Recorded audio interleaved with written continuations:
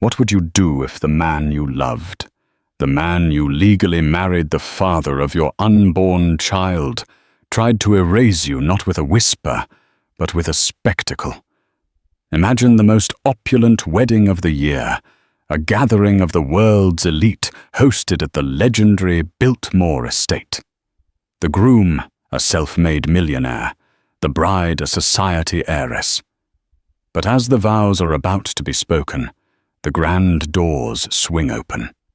And there stands a woman, her presence silencing the entire hall. She isn't a guest. She isn't a jilted ex-girlfriend. She's his wife, and she's holding the one thing that can turn the entire glittering affair to ash, the real marriage certificate. Amelia wasn't born into Julian Thorne's world of shimmering glass towers and silent electric cars. Her world had been one of warm, crowded coffee shops, the smell of old books, and the shared dream of building something from nothing. They had met 7 years ago. He was a junior analyst with eyes that burned with an ambition that both thrilled and frightened her. She was a freelance graphic designer who saw the brilliant, insecure man behind the cheap, oversized suit. They fell in love over microwaved dinners in her tiny Brooklyn apartment, their laughter echoing louder than the sirens outside. He'd trace the lines of her palm and swear that one day those hands would never have to work again. Their wedding wasn't in a grand ballroom. It was a simple, heartfelt ceremony at the New York City Hall, with 2 of their closest friends as witnesses. The certificate, a simple document from the state of New York, felt more valuable than gold. It was their foundation, the legal and emotional bedrock of their life together. Julian framed a copy and hung it in their bedroom.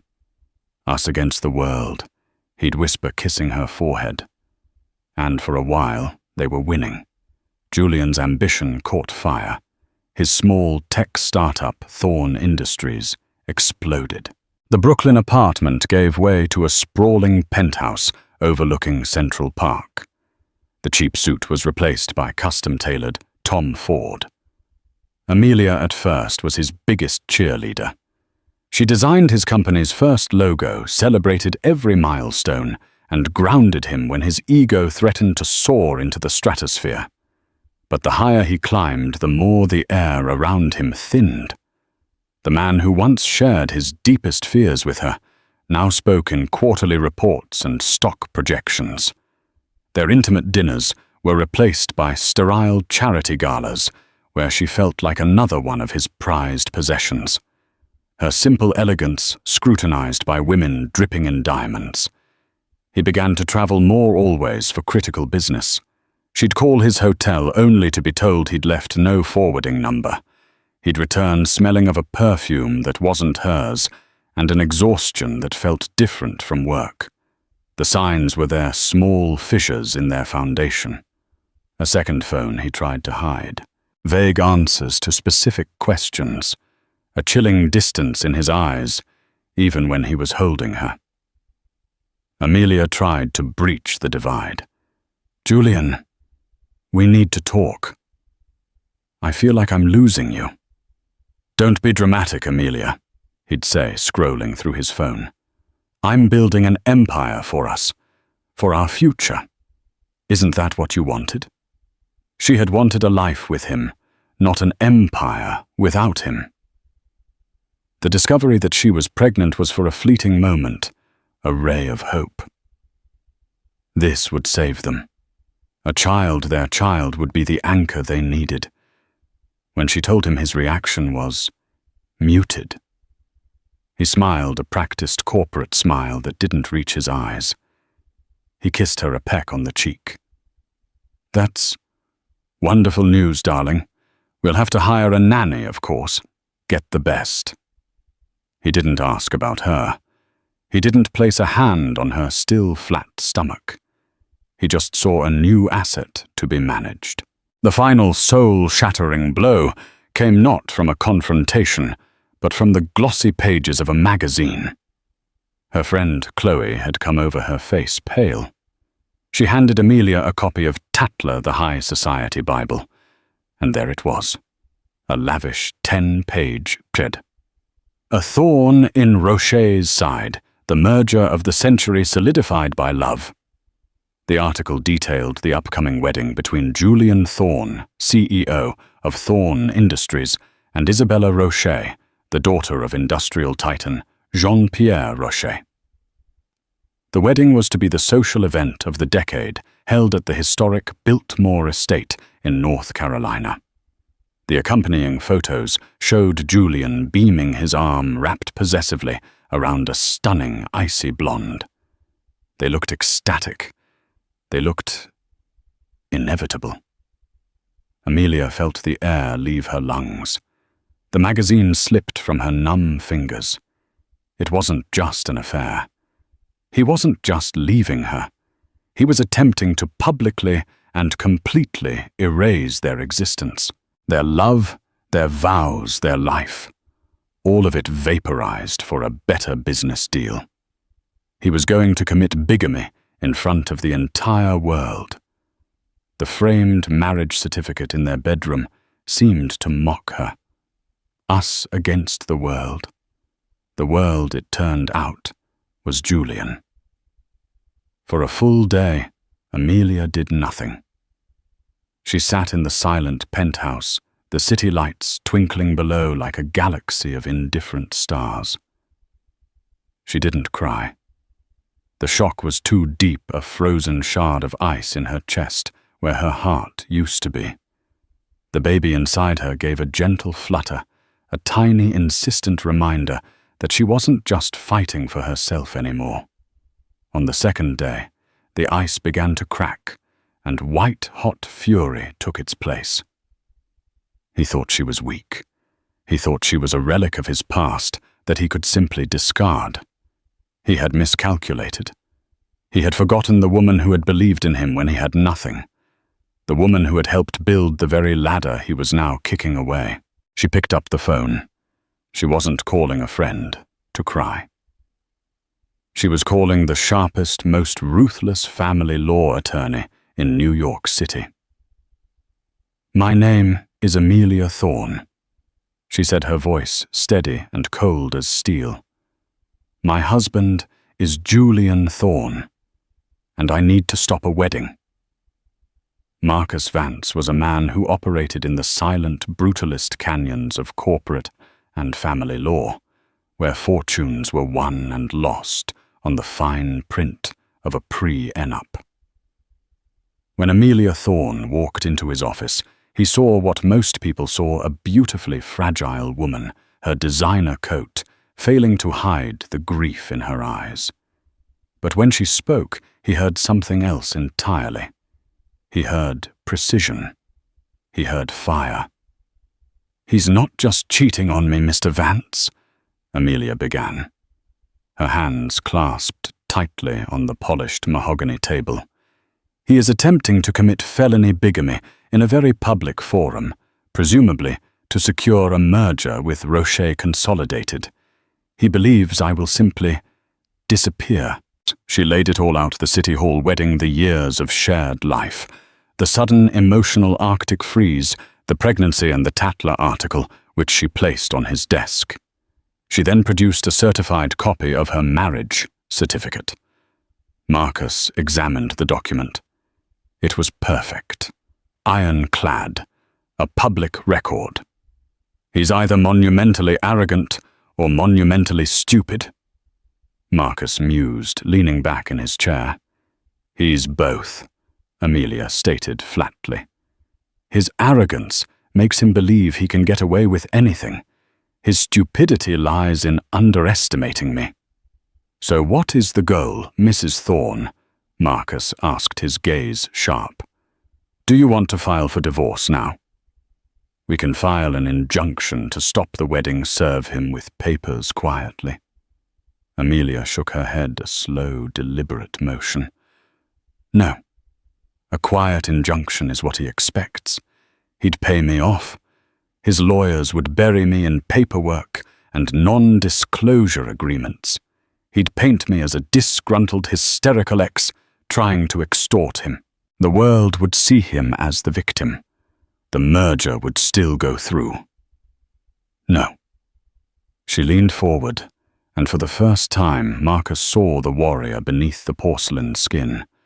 I don't want to stop it quietly. I want to stop it publicly. I want to be the just cause when the officiant asks. I want every single one of his new powerful friends to see the fraud he is. I want Jean-Pierre Rocher to watch his daughter's fantasy crumble into illegal dust. I want to do it at the altar. Marcus was silent for a long moment. This was not the usual playbook. It was audacious, risky, and could blow back on her in unpredictable ways. It was also, he had to admit, brilliant. It was a strategy of maximum impact. A public confrontation is a high-wire act, he warned. They will have security. They will try to remove you, discredit you instantly. Which is why you'll be there, Amelia countered. Not next to me, but as a guest. You'll have copies of all the legal documents. When they try to throw me out, you step in. Not as my lawyer initially, but as an officer of the court, preventing a felony from being committed in his presence. You will be my legal shield. Over the next 2 weeks, they planned the operation with the precision of a military campaign. Marcus filed the initial divorce proceedings, but put a hold on having them served. The filing created a legal timestamp, proving her actions were premeditated and not a crime of passion. They gathered evidence photos of Amelia and Julian from over the years, affidavits from the friends who witnessed their wedding financial statements, showing their intertwined assets. Amelia, meanwhile, underwent her own transformation. She stopped grieving the man he was and started strategizing against the man he had become. She ate meticulously for the baby's health. She practiced calming breathing exercises, and she researched every member of the Rocher family and the Thorn Industries board. She was no longer a victim. She was a tactician. Her choice of attire was critical. She wouldn't go in rags or in horse-mourning black. That would be playing the victim. She chose a dress of deep sapphire blue, a color of royalty and power. It was elegant, impeccably tailored, and designed to accommodate her barely there 4-month bump. It was a statement of quiet, undeniable presence. The day before the wedding, Amelia flew to Charlotte, North Carolina, checking into a modest hotel far from the opulent resorts where the wedding guests were staying. Marcus was in a separate hotel already on site. They communicated via burner phones. That night alone in her room, a wave of doubt washed over her. The memory of the young, hopeful Julian, the one who kissed her in the rain, came flooding back. Was this vengeful, dramatic act truly who she was? Her hand went to her stomach. The baby kicked a strong, reassuring thump. It was the answer she needed. This wasn't about revenge. It was about justice. It was about protecting her child from a father who would deny his very existence for profit. It was about claiming her own story, not letting him write it for her. She took out the original marriage certificate from its protective folder. The paper felt heavy, real. It was the one truth in a sea of glittering lies. She slid it into her clutch, a slender, elegant weapon. The next morning, she got ready. Her makeup was understated, but flawless. Her hair was swept into a graceful chignon. She looked in the mirror and saw not the heart-broken wife from 2 weeks ago, but a woman she didn't recognize, and one she deeply admired. She was calm. She was ready. As the chauffeured car she'd hired drove her towards the sprawling fairy tale facade of the Biltmore estate, she knew this day would be the end of a chapter, but it would also be the explosive, unforgettable beginning of a new one.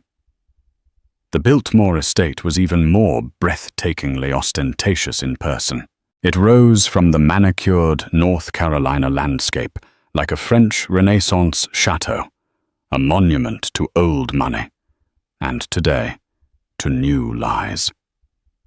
Hundreds of the world's wealthiest and most influential people milled about the grand lawn champagne flutes, in hand, their polite laughter drowned out by the soaring notes of a string quartet. Amelia's car passed through the main security gate with an authentic-looking invitation Marcus had procured. She'd be just another face in the crowd until the moment was right. She walked through the throng of guests, a ghost from a life Julian had tried to bury. A few people gave her appreciative glances, noting the quiet elegance of her sapphire dress, assuming she was just another guest on the bride's side. The anonymity was a cloak. She found a position in the back of the grand hall, where the ceremony was to take place. The room was a symphony of white roses and lilies, their cloying scent thick in the air. A crystal chandelier the size of a small car hung overhead, casting a brilliant, unforgiving light on everything. Then the music changed. The guests hushed. At the far end of the impossibly long aisle stood Julian. He was immaculate in his tuxedo, his face beaming with triumph. He looked every bit the master of the universe. He caught the eye of Jean-Pierre Rocher in the front row and gave a confident nod. This was the pinnacle of his life's work. Then came the bride. Isabella Rocher was a vision in white, a cascade of designer lace and diamonds. She was beautiful poised and walking towards a man who was already married. A pang of something close to pity struck Amelia, but it vanished as quickly as it came. Isabella was no innocent. The gleam in her eye was one of victory. She had won the ultimate prize. Amelia's heart began to pound a frantic drum against her ribs. She took a slow, deep breath, her hand unconsciously moving to her stomach. "Stay calm. Your moment is coming." The ceremony was a blur of sanctimonious pronouncements about love, trust, and eternal union. Amelia felt a bitter laugh rise in her throat, but swallowed it down. Finally, the officiant, a serene-looking man, who was likely paid a fortune for his role in this charade, reached the pivotal moment. He smiled benevolently at the crowd. "Before these two are joined in matrimony, if there is anyone present who has any just cause why they may not be lawfully joined together, let them speak now or forever. Hold their peace." A beat of expectant silence. This was it. From the back of the hall, a single clear voice cut through the stillness. "I do." Every head swiveled. The collective gasp was a physical force. Amelia stepped out from the shadows of the rear archway. Her heels clicked with deliberate, measured slowness on the marble floor as she began to walk down the aisle, a solitary figure in deep blue moving against a tide of white. Julian's face went through a rapid, sickening series of transformations. First confusion, then disbelief. His eyes widened, his skin paling to a waxy grey beneath his expensive tan. Isabella looked at him, her perfect smile faltering. "Julian." "Who is that?" Beatrice Thorne. Julian's formidable mother, in the front row, shot Amelia a look of pure venom. "Security. Remove this woman at once." Two large men in black suits started moving towards her. But Amelia didn't stop. Her eyes were locked on Julian's. "You don't recognize me, Julian?" She called out, her voice not loud, but carrying in the acoustically perfect hall. It was the voice he heard every day for 7 years. "Perhaps you've forgotten. It's easy to forget things when you're so busy." She was halfway down the aisle now. The guests were on their feet, murmuring phones, starting to discreetly emerge. This was better than a soap opera. "My name," she announced, her voice gaining strength, "is Amelia Thorne, and my just cause for stopping this wedding." She paused, letting the silence stretch, "is the fact that Julian Thorne is already my husband." A wave of shock rippled through the room. Isabella let out a small, strangled cry and took a step back from Julian, as if he were suddenly radioactive. "She's lying." Julian finally found his voice, a strained, desperate bark. "She's a delusional ex-girlfriend I had years ago. She's obsessed. Security, get her out of here." The security guards reached for Amelia's arms. "I wouldn't touch her if I were you," a calm, authoritative voice said. Marcus Vance rose from his seat in the third row, straightening his tie. "Assaulting a pregnant woman tends to look very bad on the evening news." The word pregnant dropped like a bomb into the already volatile atmosphere. Isabella Rocher visibly swayed her hand, flying to her mouth. Jean-Pierre Rocher's face was a mask of thunder. "And she is not delusional," Marcus continued, walking, to stand a respectful distance from Amelia. "She is in fact the legal Mrs. Julian Thorne." "Prove it," Julian snarled, his composure shattering completely. "This is a pathetic shakedown." Amelia had reached the front. She was now standing just a few feet from them, the unholy trinity at the altar. She looked at Julian, her expression not one of hatred, but of profound, sorrowful disappointment.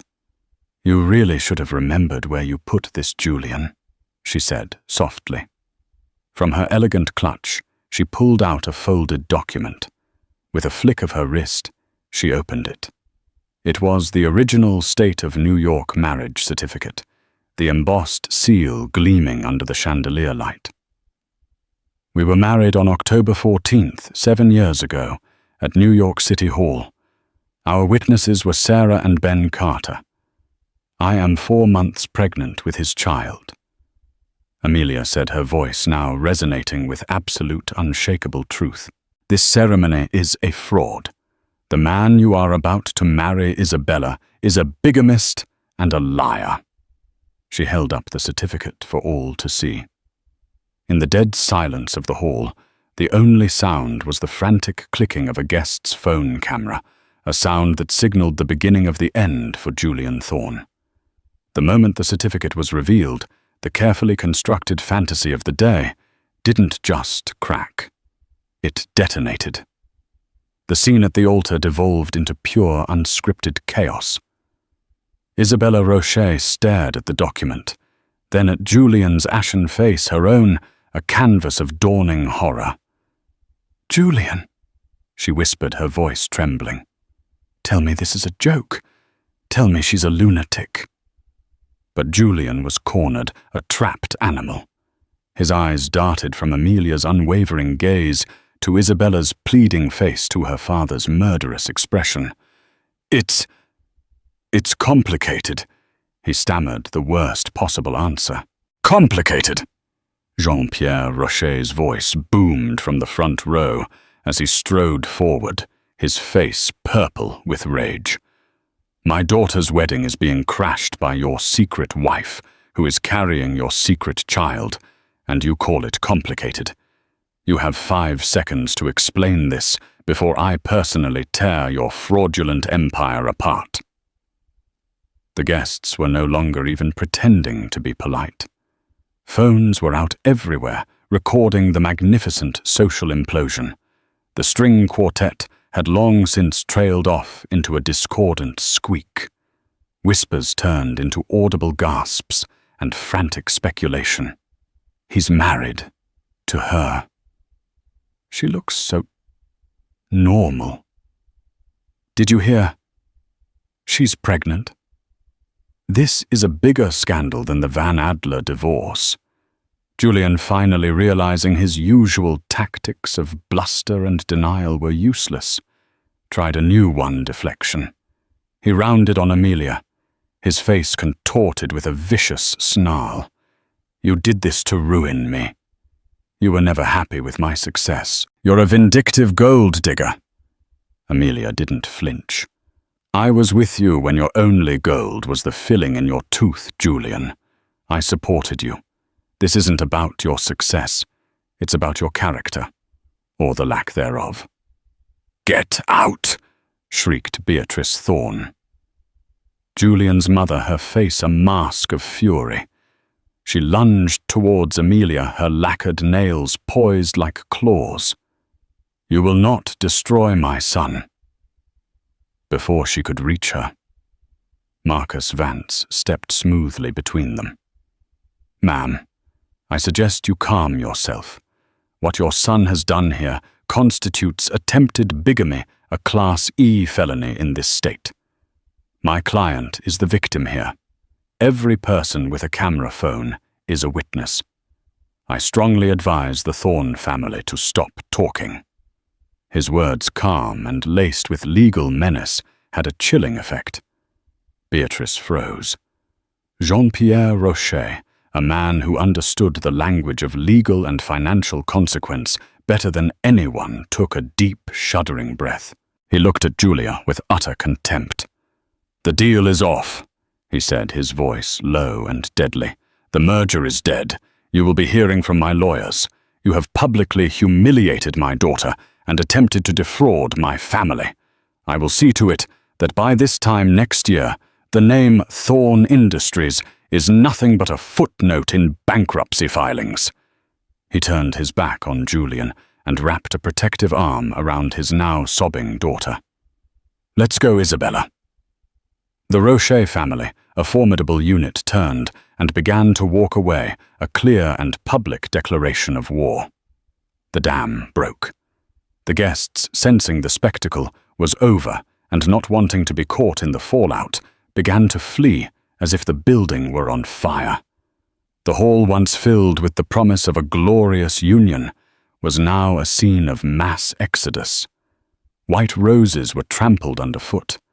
A forgotten champagne flute lay shattered on the floor. Julian stood alone amidst the wreckage, his perfect tuxedo now looking like a costume on a broken mannequin. He looked at Amelia, his eyes filled not with remorse, but with a horrifying, venomous hatred. This was all her fault. In his mind, she was the author of his destruction, not his own actions. "You will regret this, Amelia," he hissed, his voice barely a whisper. "I will leave you with nothing. You and that thing inside you." The threat, so raw and cruel, finally pierced Amelia's armor of calm. For a second, fear flickered in her eyes. But then she looked past him at the empty aisle, at the wilting flowers, at the ruins of his ambition. He had already lost. He just didn't know it yet. "You have nothing left to take, Julian," she said, her voice quiet but firm. She turned Marcus at her side and began to walk away, leaving him standing alone at the altar of his own making. As she passed the last pew, she could hear the first siren in the distance. The media had arrived. The story was just beginning. The Biltmore estate was no longer a fairy tale castle. It was a media siege camp. News vans with satellite dishes crowded the majestic entrance. Reporters shouted questions, their camera flashes like machine gun fire. Marcus, a master of navigating such chaos, had arranged for a private security team to escort them out through a service exit and into a waiting black SUV.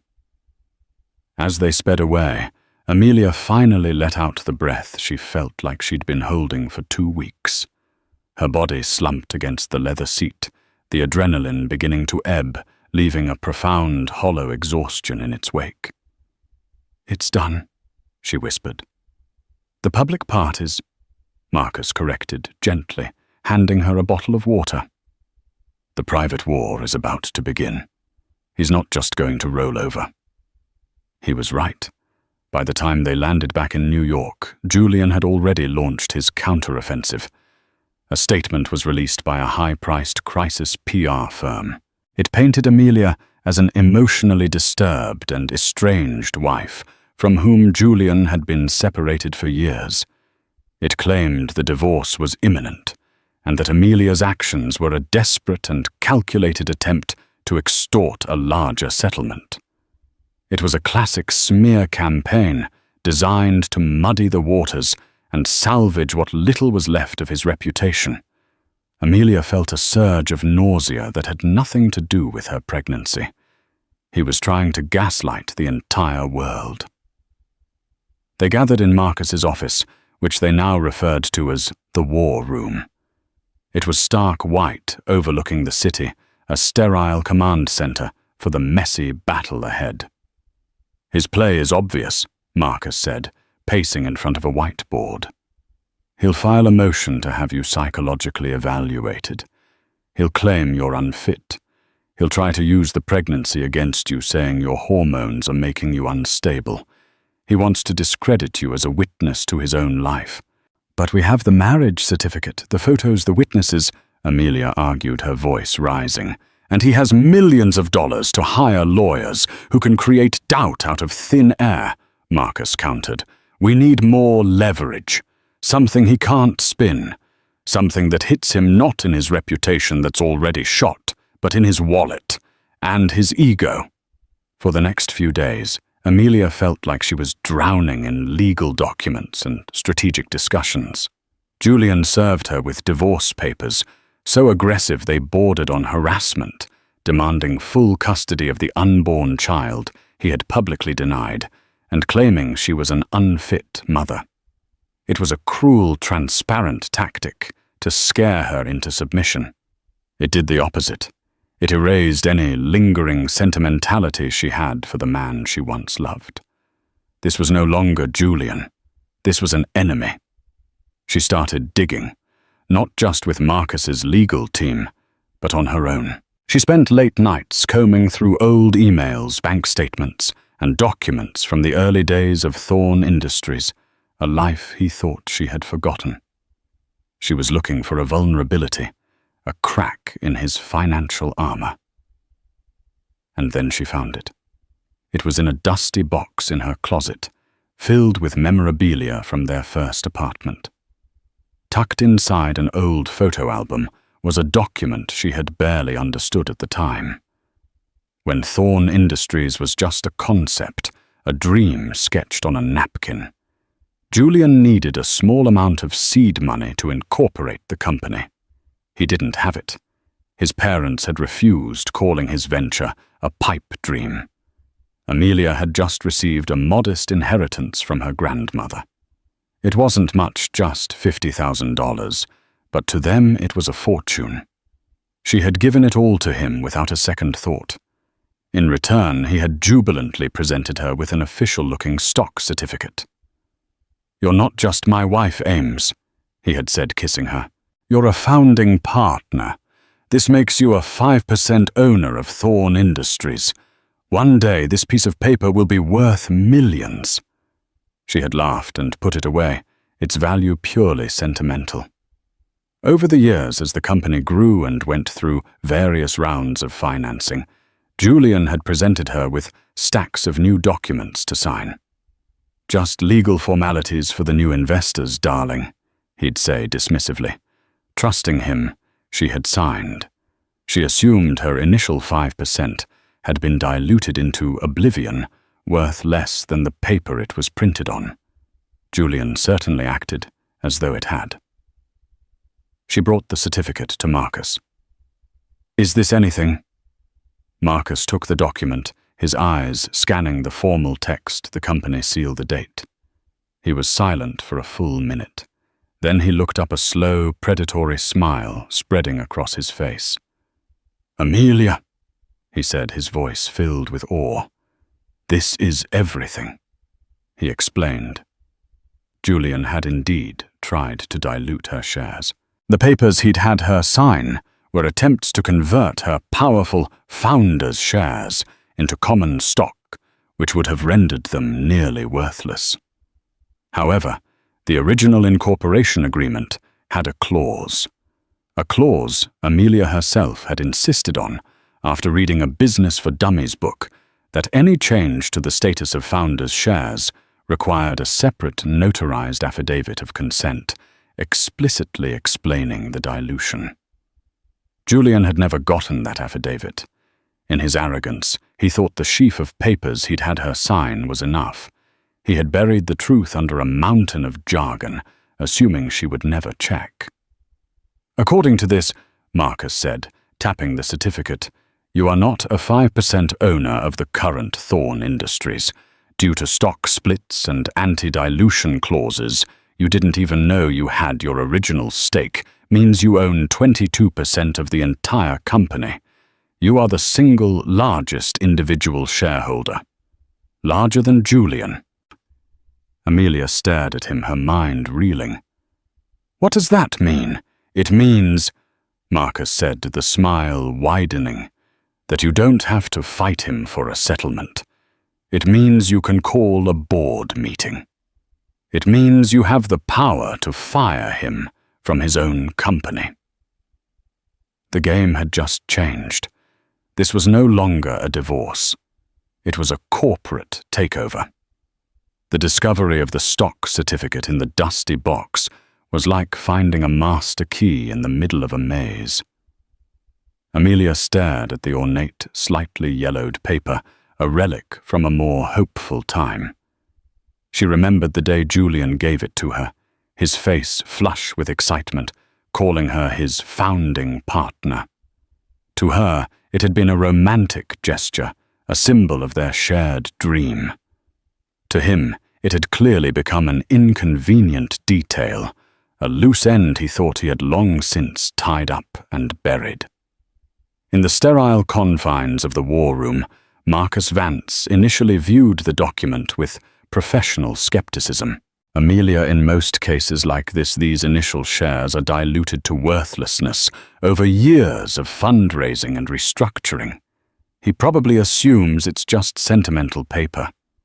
He presented me with other documents to sign over the years. Amelia admitted, a knot of dread tightening in her stomach. "For new investors," he said, "just formalities." Marcus's eyes narrowed. "Let me see the company's articles of incorporation, their public record." For 10 minutes, the only sounds in the room were the clicking of his keyboard and the frantic beating of Amelia's heart. He pulled up documents on the large screen, his eyes darting between the original certificate and the digital files. A strange stillness came over him. "That absolute arrogant fool!" he whispered, more to himself than to her. He slowly leaned back in his chair, a look of stunned admiration on his face. "Amelia, he made a mistake. A colossal one." He explained, his voice gaining excitement with every word. "The original incorporation agreement, the bedrock of the entire company, contained a clause, the very one she had insisted on, inspired by a late-night reading binge of business books. It stipulated that any alteration to the ownership class or rights of founders' shares required a separate, dedicated, notarized affidavit of consent, wherein the potential dilution was explicitly detailed in plain language. Julian, in his haste and towering self-assurance, had buried the conversion attempts in complex legal jargon within stacks of other investment paperwork. He had never gotten that specific separate affidavit. He assumed she'd never notice. "He didn't just fail to dilute you," Marcus said, standing up and beginning to pace. "The anti-dilution provisions attached to founders' shares, which you never waived, have been triggering with every funding round. Every time he sold a piece of the company, the charter protected your piece. According to these filings, and accounting for 2 stock splits." He stopped and turned to her, his eyes wide. "Amelia, you don't own 5%. You own 22%. You are the single largest individual shareholder of Thorn Industries. You own more of it than he does." The air left Amelia's lungs. It wasn't just a weapon. It was an mental arsenal. She wasn't fighting for scraps from his table anymore. She owned the table. A slow, cold fire began to burn in her veins. The grief she had carried for weeks finally burned away, leaving behind something new purpose. The strategy shifted instantly. The defensive crouch became an aggressive forward lean. The first move was executed with the quiet lethality of a sniper's bullet. Through a prestigious, unaffiliated corporate law firm in Delaware, they formally filed the paperwork to have Amelia's share certificate authenticated and her ownership status officially recorded with Thorn Industries Board and the SEC. There was no press release, no announcement, just a procedural filing that would land like a declaration of war on the desk of Julian's general counsel. The fallout was immediate. Within hours, Marcus's phone began to ring incessantly. Panicked, blustering calls from Julian's legal team were met with calm, unassailable facts. "We are simply correcting a long-standing clerical error in the company's share registry." Marcus would state blandly, refusing to be drawn into an argument. The power dynamic had been irrevocably altered. Julian's motions to have her psychologically evaluated were quietly withdrawn. It was one thing to call a heartbroken wife unstable. It was quite another to level that accusation at your company's largest shareholder. With Julian's camp reeling, Amelia prepared for the second, more public strike. Marcus arranged an exclusive sit-down interview, not with a tabloid journalist who would focus on the salacious details, but with Eleanor Vance, no relation, a senior columnist for the Wall Street Journal, renowned for her sharp, unflinching analysis of corporate America. They prepped for days. Amelia wouldn't be a woman scorned. She would be a guardian of shareholder value. Dressed in a severe but elegant grey suit, she met the journalist in a neutral hotel conference room. She was calm, articulate, and masterful. "Ms. Thorne," the journalist began, "the world knows about the events at the Biltmore. Your husband's camp has painted it as a domestic dispute spilling into public view." "That is the narrative Mr. Thorne would prefer," Amelia responded coolly. "However, I am not here today as a wife. I am here as a founder and the primary shareholder of Thorn Industries, and as such I have a fiduciary duty to address the catastrophic lapse in judgment demonstrated by our CEO. The attempted fraudulent merger with Roche Consolidated was not a domestic issue. It was a corporate action that has exposed this company to billions in legal liability and has erased nearly 40% of our market value in 2 weeks. That is a boardroom issue." She spoke of her deep concern for the company's thousands of employees whose jobs and pensions were put at risk by reckless, ego-driven leadership. She never called Julian a liar. She referred to his verifiably false statements to a potential business partner. She never called him a cheat. She spoke of a breach of the morals clause in his executive employment contract. The final question was pointed. "So what are you going to do?" Amelia looked directly into the camera, her expression one of grim resolve. "The brand's reputation has been severely compromised. Shareholder confidence has been shattered. To protect the future of this company, immediate and decisive action is required. I have therefore used my position as the leading shareholder to formally petition the board for an emergency meeting. The sole item on the agenda will be a vote of no confidence in the current CEO and a motion for his immediate removal." The article landed like a thunderclap. The stock, which had been bleeding out, didn't just stabilize, it jumped 8%. The market understood. This wasn't chaos. It was a coup. It was a course correction. The emergency board meeting was held 3 days later on the 50th floor. The air in the boardroom was thick with tension and the smell of expensive coffee. The 10 board members sat stiffly around the massive obsidian table. Julian at its head looked gaunt and furious. He watched Amelia enter, flanked by Marcus and a team of corporate lawyers, his eyes burning with a hatred so pure it was almost tangible. She met his gaze with the cool indifference one might show a failing piece of equipment. Ignoring the seat Marcus indicated along the side, Amelia walked to the opposite head of the table, creating a polar opposition to Julian. She remained standing. Julian's ally on the board, a man named Henderson, tried to seize control. This meeting is a farce, a transparently hostile maneuver born of a marital dispute. It is an abuse of corporate process. Before Marcus could respond, Amelia held up a hand. "Mr. Henderson," she said, her voice cutting through the tension, "my marriage is over. We are not here to discuss it. We are here to discuss the $300 million in shareholder value that Mr. Thorne has personally incinerated in the last month. We are here to discuss the impending multi-billion-dollar lawsuit from Roche Consolidated. We are here to discuss our company's brand being used as a punchline on late-night television. My personal life is the context, but his professional incompetence is the agenda. Do you understand the distinction?" Henderson fell silent.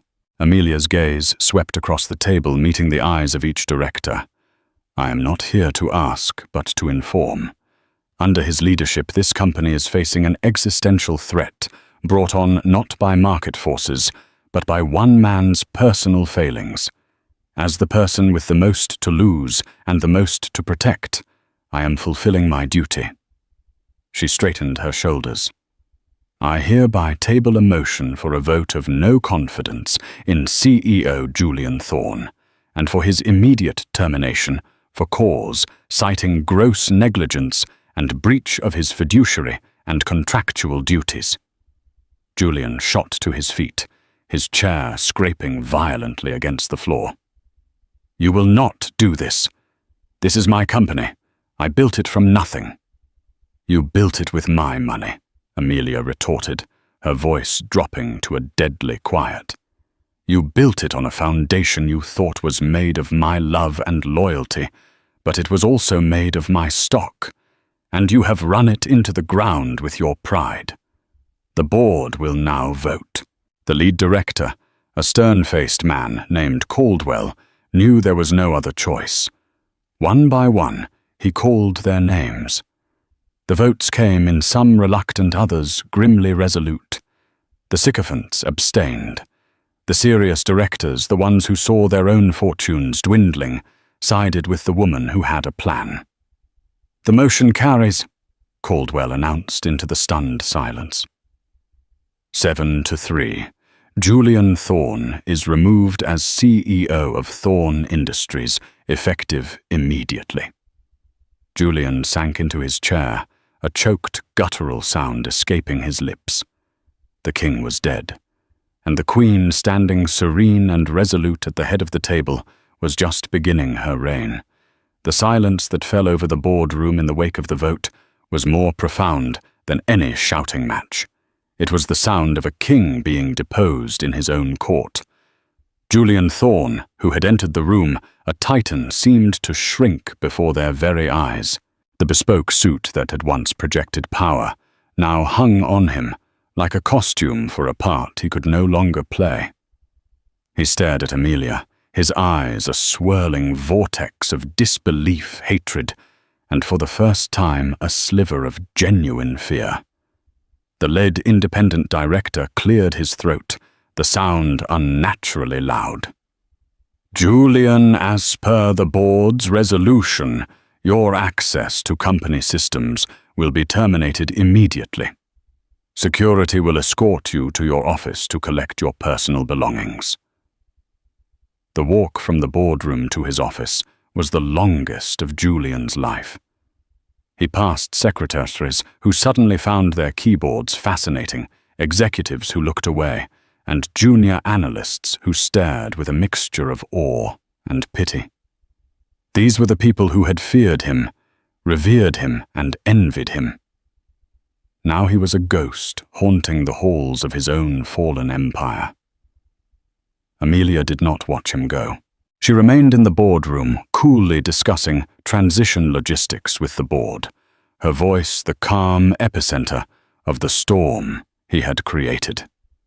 Her victory was not in his humiliation, but in her own quiet, unassailable control.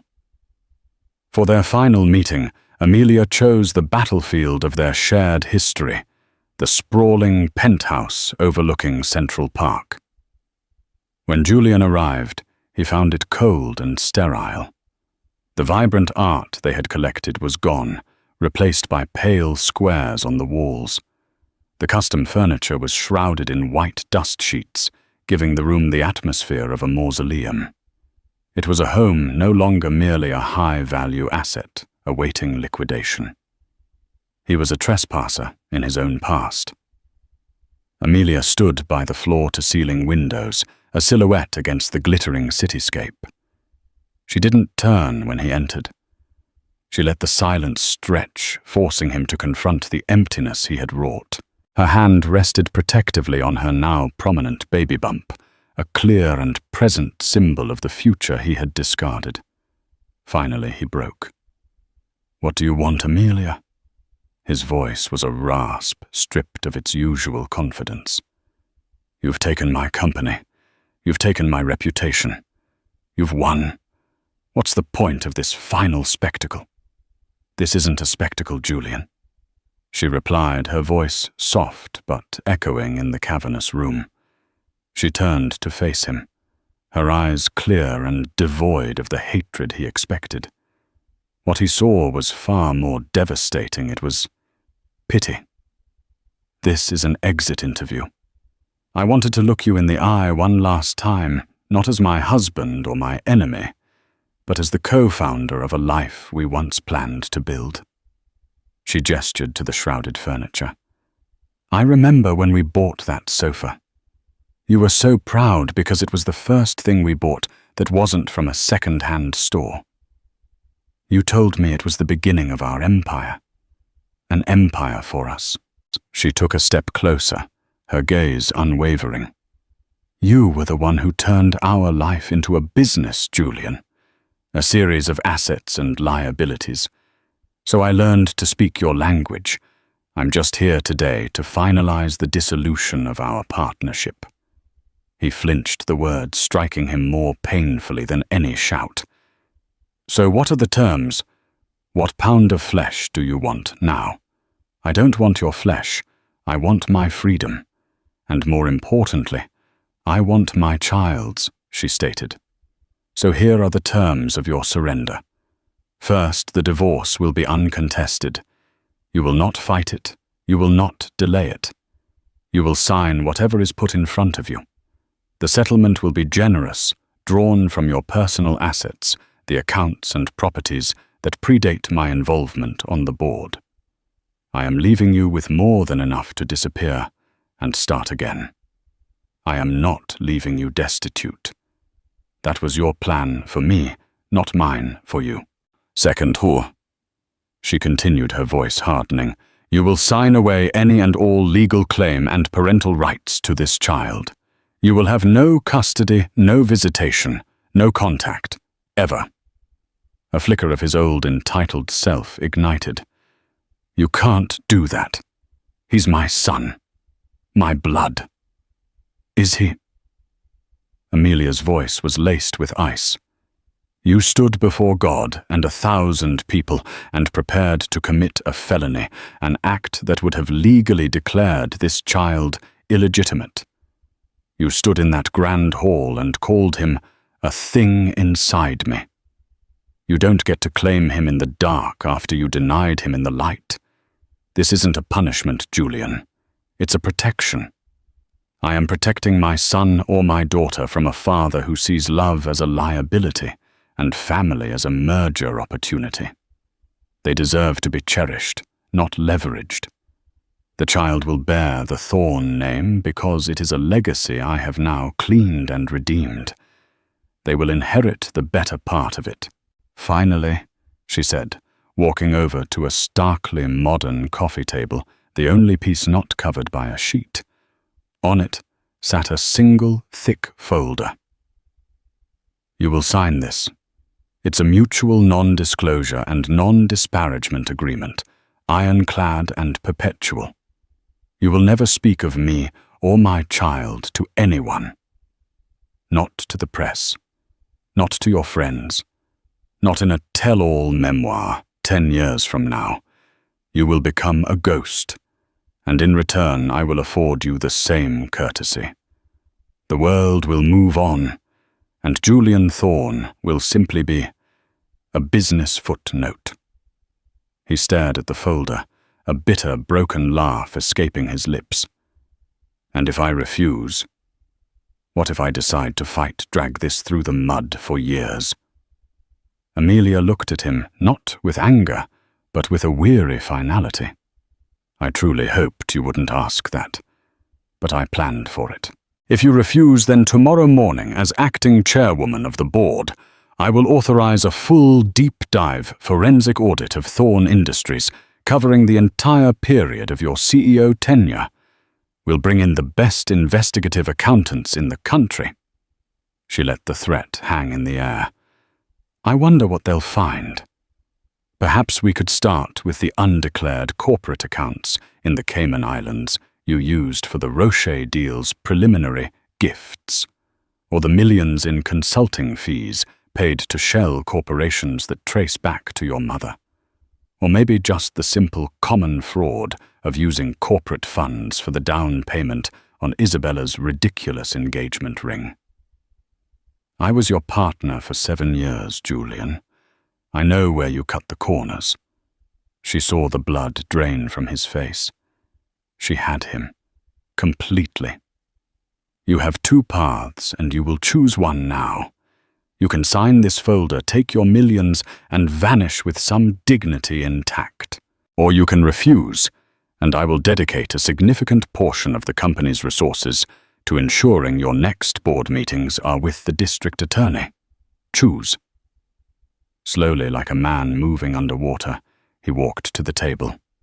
His hand trembled as he reached for the pen. He didn't read the documents. He knew it didn't matter. He signed page after page, his signature, once a bold assertion of power, now the hurried scrawl of a defeated man. He pushed the folder back towards her and turned to leave a stooped figure silhouetted against the door. He didn't look back. Amelia stood alone in the quiet, empty room for a long time, listening to the hum of the city.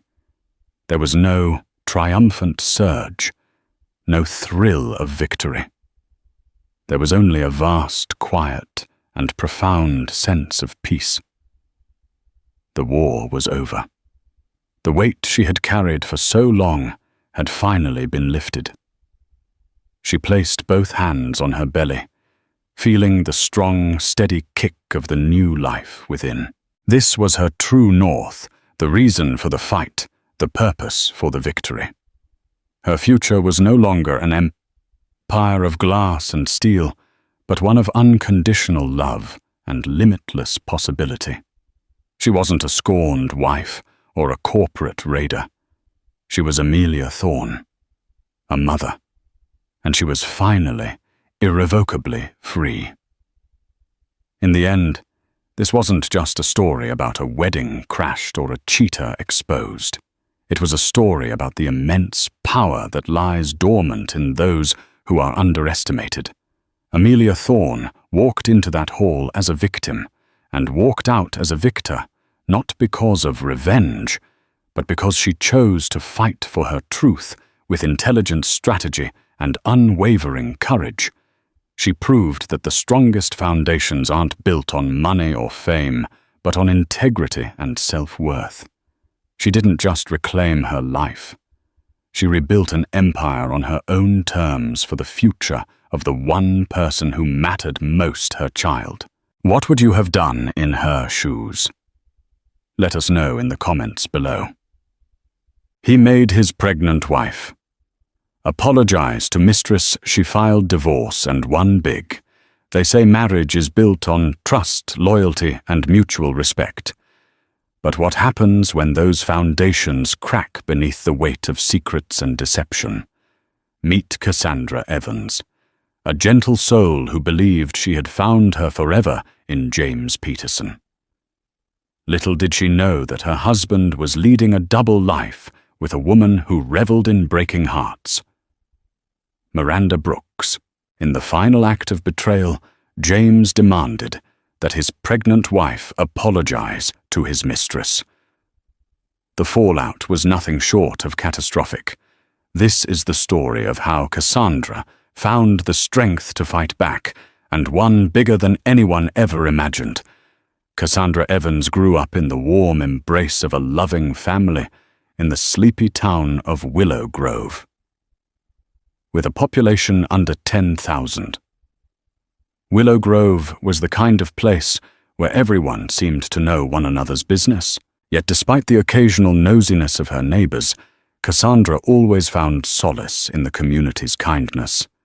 They rallied together in times of need, celebrated life's milestones, and believed wholeheartedly in the sanctity of marriage. Raised by her parents, Douglas and Eleanor Evans, local hardware store owners, Cassandra learned the value of empathy, hard work, and loyalty. She was the oldest of 3 siblings, with younger twin brothers, Marcus and Mason. While the boys busied themselves with sports and pranks, Cassandra immersed herself in books. She grew to appreciate the power of words and the delicate complexities of human emotion. At the age of 20, eager to expand her horizons, she left Willow Grove for the bustling city of Greenfield. She had gained admission to a reputable university on an academic scholarship, majoring in communications. Bright-eyed and hopeful, Cassandra juggled part-time work at a local cafe to make ends meet. Those years were both liberating and challenging, but she never once forgot her roots, nor did she lose sight of her dream to build a stable family of her own, one that mirrored the love and respect she witnessed between her parents. It was around this time that she met James Peterson. He was 3 years older, working in a junior executive position at a real estate firm. Her friend Laura Kim, who studied business with him, introduced them during a university charity gala. James seemed by all accounts like a catch. He was polished, carried himself with an air of confidence, and had a polite charm that easily won people over. His conversation with Cassandra that evening glided effortlessly from topic to topic: art, travel, family, dreams. Over the next few months, they discovered shared values. Both wanted to start families someday, both admired strong family ties, and both dreamed of stable futures, unblemished by the heartbreak they had each witnessed in other people's relationships. Their romantic courtship was peppered with thoughtful dates, musicals at the local theater weekend, picnics by the lake, and cozy evenings spent cooking simple dinners in Cassandra's humble off-campus apartment. After 2 years of dating, James proposed in the most romantic of ways, kneeling on the same lake shore where they often picnicked. He had a ring fashioned with a small diamond surrounded by tiny emeralds, Cassandra's birthstone. Tears of joy wet her cheeks as she said, yes. Their marriage, held in her hometown of Willow Grove, was a modest but heartfelt ceremony. Surrounded by close friends and family, they exchanged vows that promised unwavering devotion. For the first 5 years, it truly was bliss. James's career soared. He transferred from junior positions to managerial ones, often traveling to meet clients for the real estate company, Midtown Realty Group. Cassandra advanced in her own line of work as well.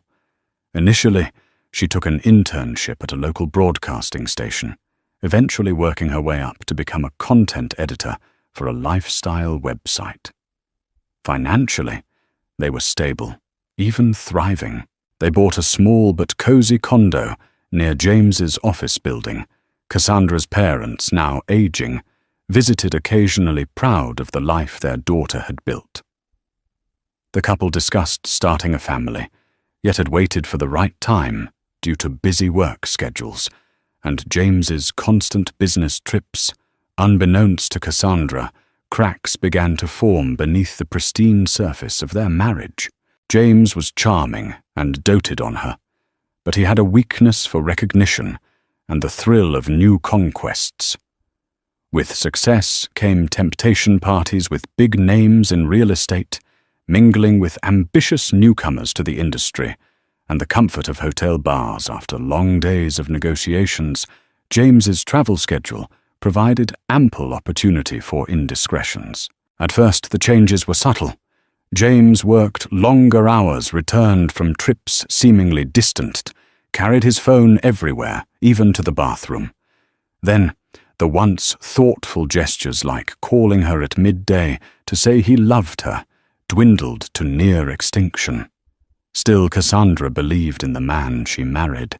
She chalked it up to stress at work, telling herself they would return to the love-laced days of old, once life slowed down.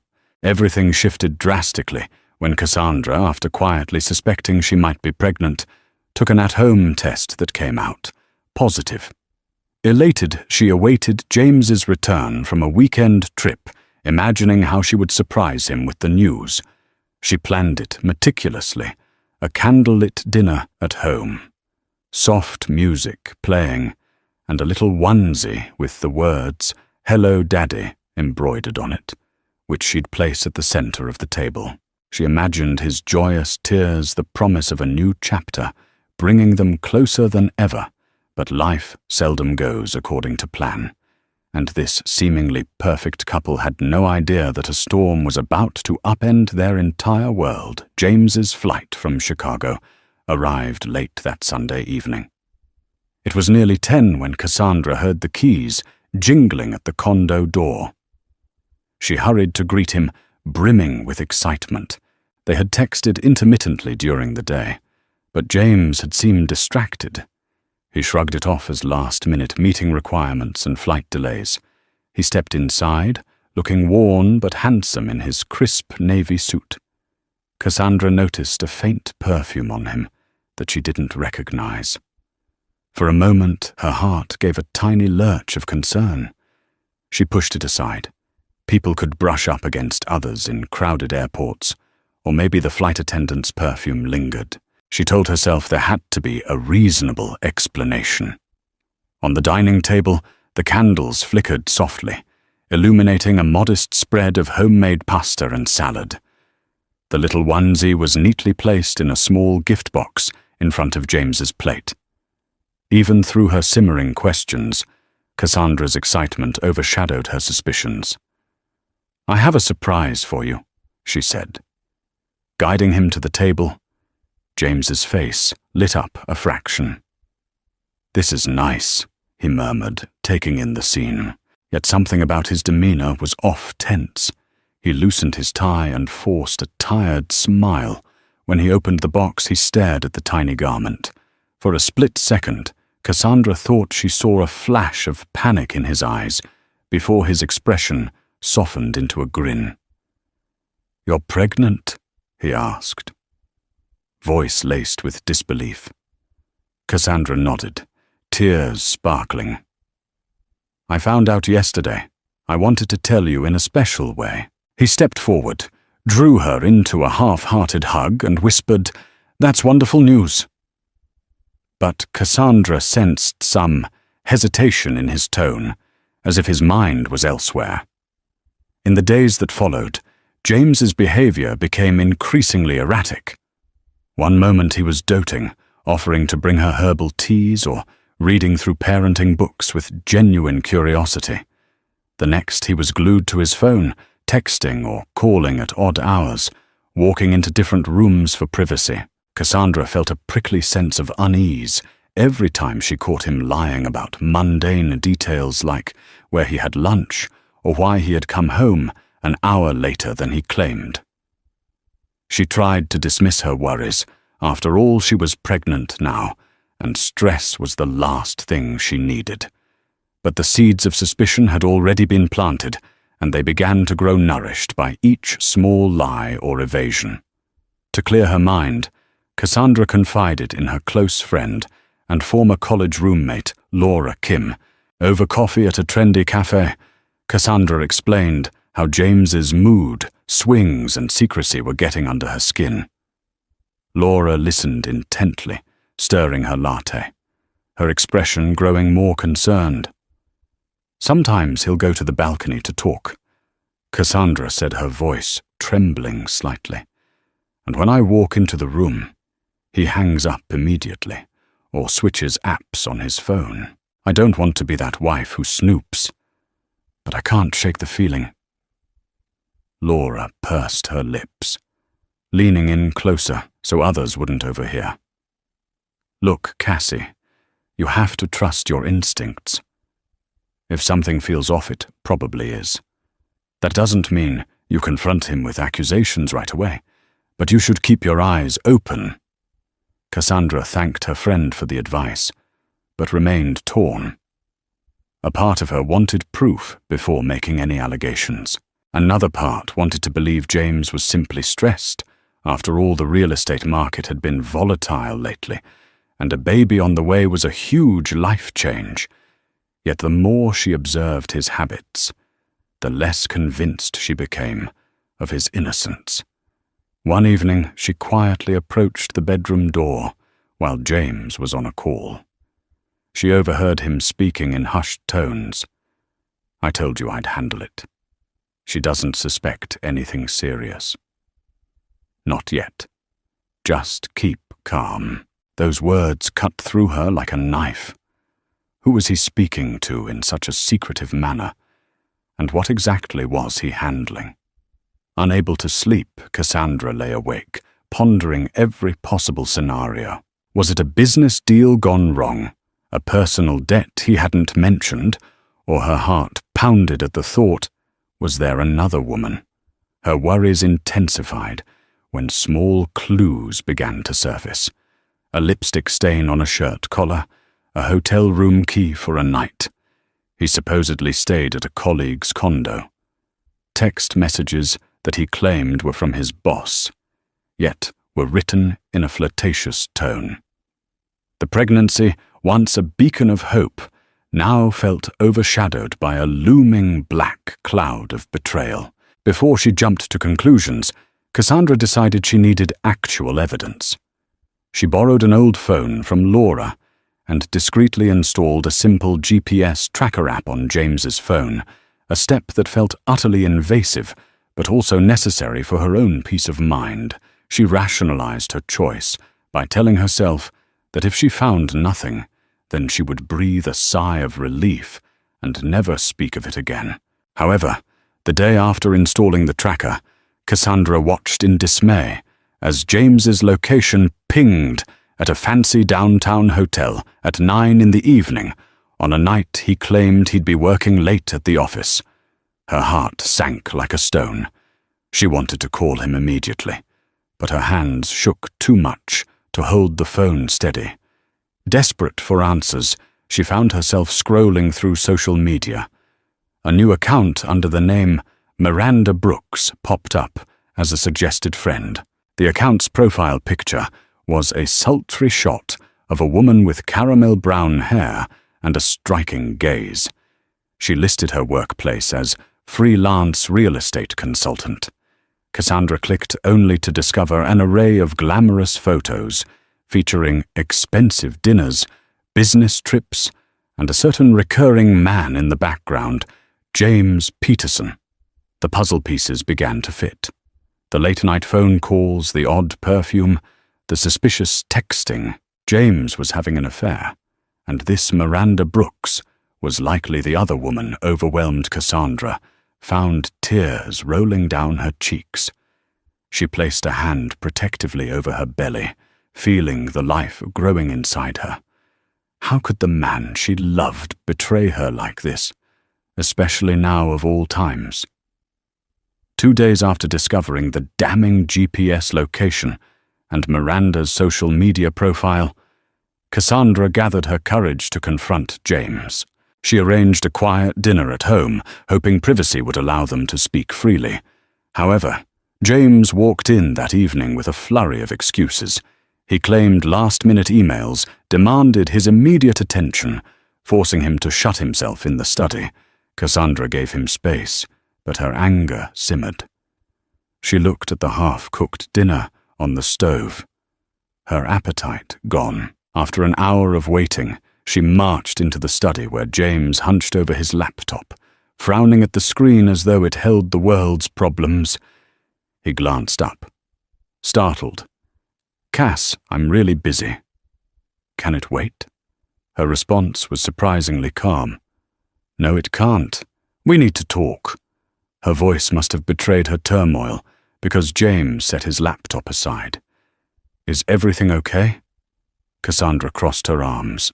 "Does the name Miranda Brooks mean anything to you?" James blinked his face, momentarily devoid of expression. Then a flicker of recognition passed through his eyes. "She's a consultant we've worked with on a few real estate deals." Why, heart-pounding, Cassandra kept her gaze locked on his. "I saw her social media photos. You're in quite a few of them, looking more than just business associates." His jaw set in a rigid line. "You've been snooping." "Yes, I have," she replied, her voice trembling. "When my husband comes home with suspicious perfume on him, disappears to questionable locations and lies about it, I feel justified. I'm pregnant, James, and I deserve the truth." He rose from the chair, exhaling slowly. "Okay, I won't lie to you anymore. Miranda and I have been seeing each other." Hearing the confirmation out loud felt like a punch to her stomach. Cassandra leaned against the desk for support, tears brimming. How could you do this? How long James had the decency to look ashamed? It started about 6 months ago. We got close during some out-of-town conferences. Cassandra stared at him in disbelief. 6 months ago meant he'd been cheating on her for nearly half a year, all while they were discussing starting a family. "Is she the reason you've been distant? The reason you keep lying to me?" He nodded, his voice stilted. "But it's complicated.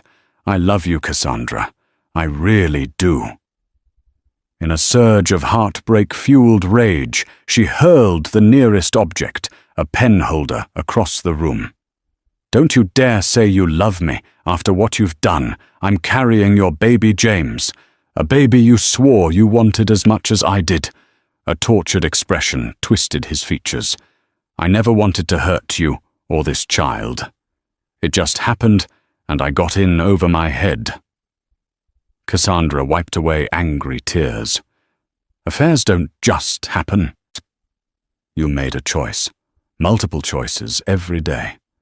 Do you have any idea what you've put me through?" James tried to approach her, but she stepped back.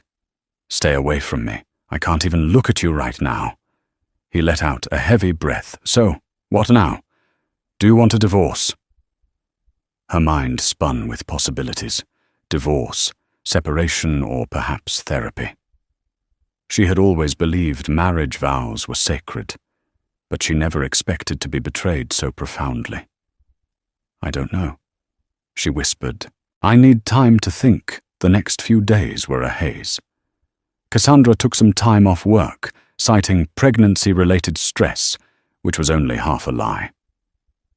She holed up at Laura's apartment for a while, confiding in her friend between sobbing fits.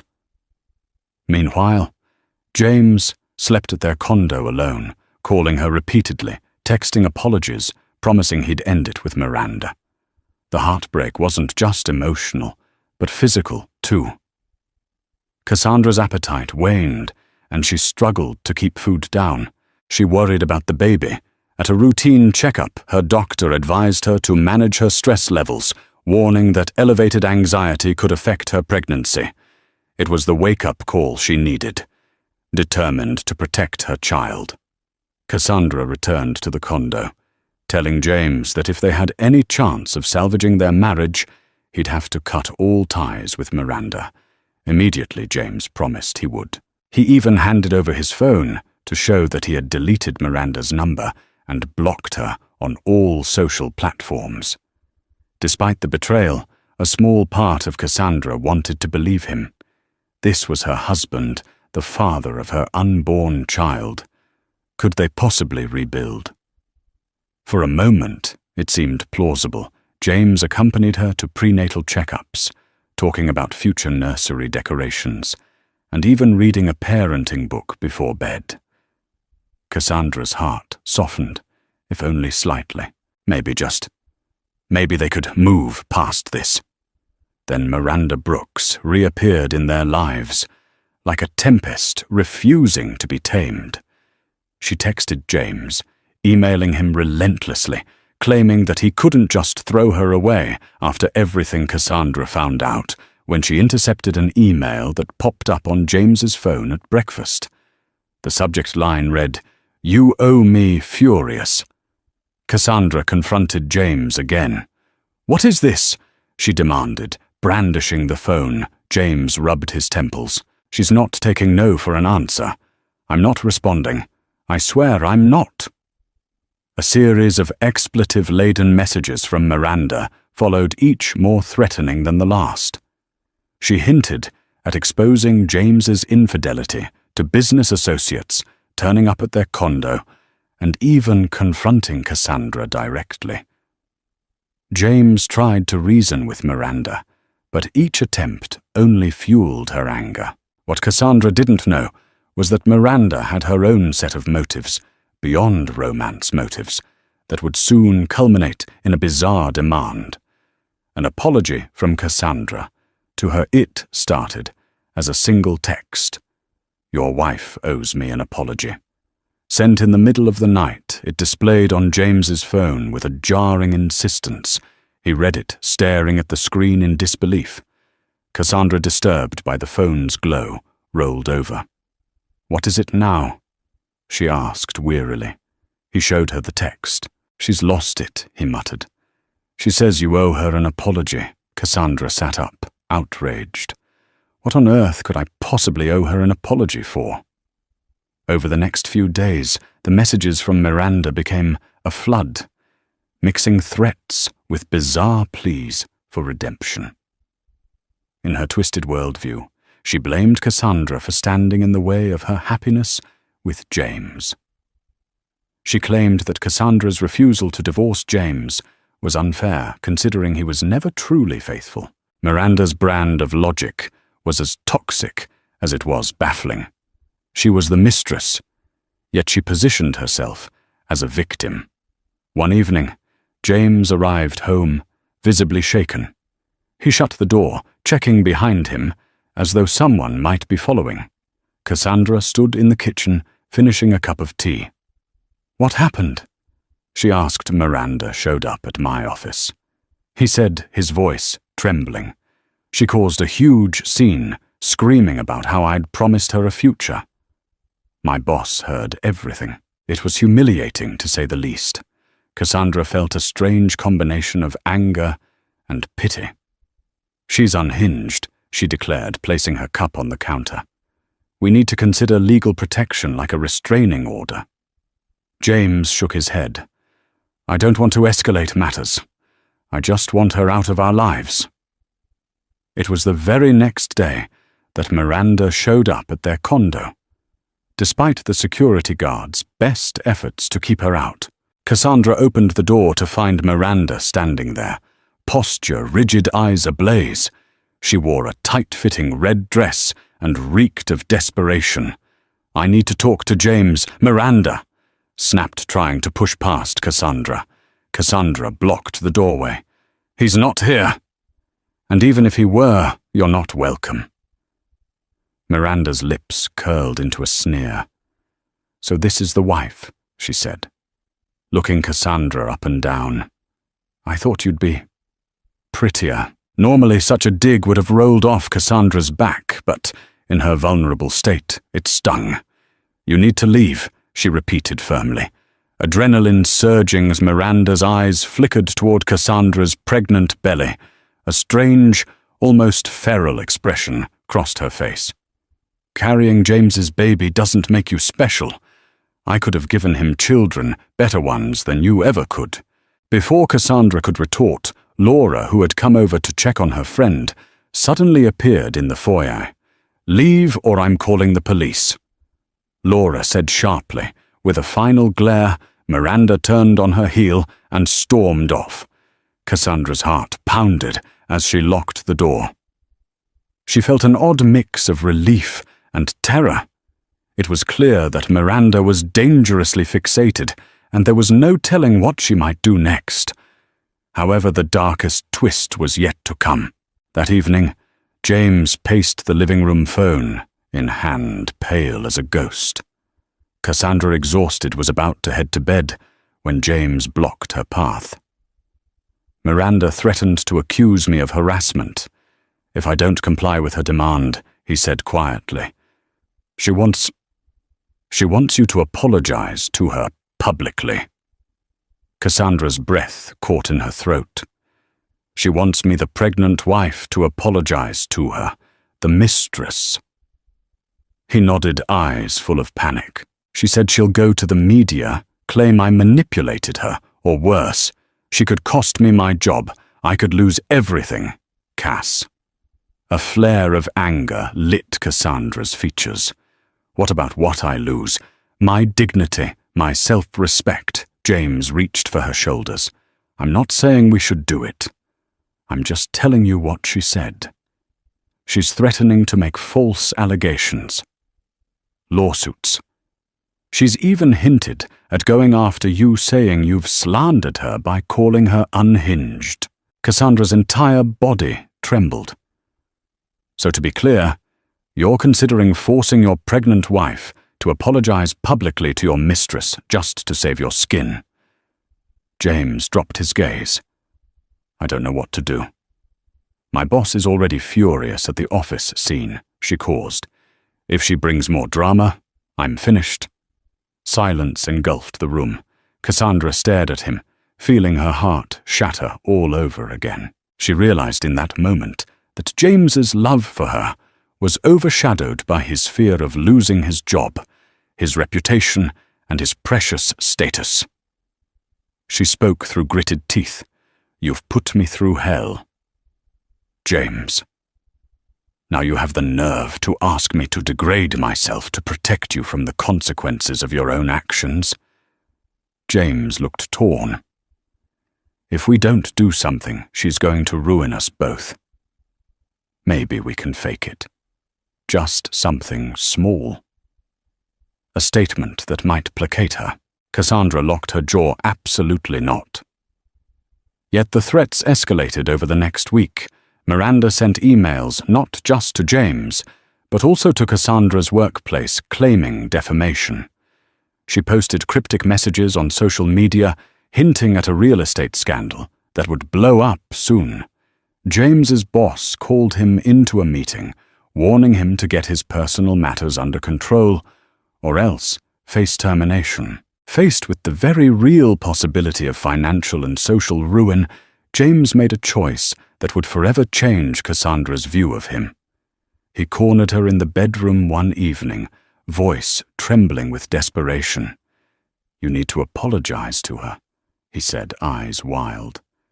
"Just a short statement online, or maybe in person. We'll record it and send it to her. That's what she wants." Cassandra stared at him in horror. "You can't be serious. How dare you even suggest? I know it sounds insane, but I can't lose my job. We have a baby on the way. Think about our future." "Our future." Cassandra repeated, her tone incredulous. "There is no future if you force me into this." Her words seemed to fall on deaf ears. James gripped her hands. "Please just do it for me. For us against every instinct in her body." Cassandra agreed to a single meeting with Miranda, hoping she could reason with her. But reason proved futile in the face of a woman who saw only her own entitlement. And so the stage was set for the most humiliating act of Cassandra's life. The meeting took place in a small upscale cafe on the outskirts of town. The choice was Miranda's, who insisted on privacy away from the city center. Cassandra could hardly contain her resentment as she arrived with James, each step feeling like a march toward her own mortification. Inside, Miranda was already seated at a corner table, a smug expression etched across her delicate features. She wore a sleek black dress hair styled immaculately, as though she were preparing for a magazine photo shoot. The sight of her made Cassandra's stomach churn. James pulled out a chair for Cassandra, but she refused his gesture and sat down stiffly. "Let's get this over with, Cassandra," said, crossing her arms protectively over her belly. Miranda smiled, though her eyes were cold. "How sweet of you to join me." "Cassandra," she drawled, "I've been looking forward to our little chat." Cassandra bit back a retort. She could sense James's tension, and her own heart was pounding. She remembered the doctor's warning about stress, but she had no choice. This confrontation was inevitable. "So you want an apology?" Cassandra began, her voice brittle. "For what exactly?" Miranda leaned forward, playing with the straw in her iced latte.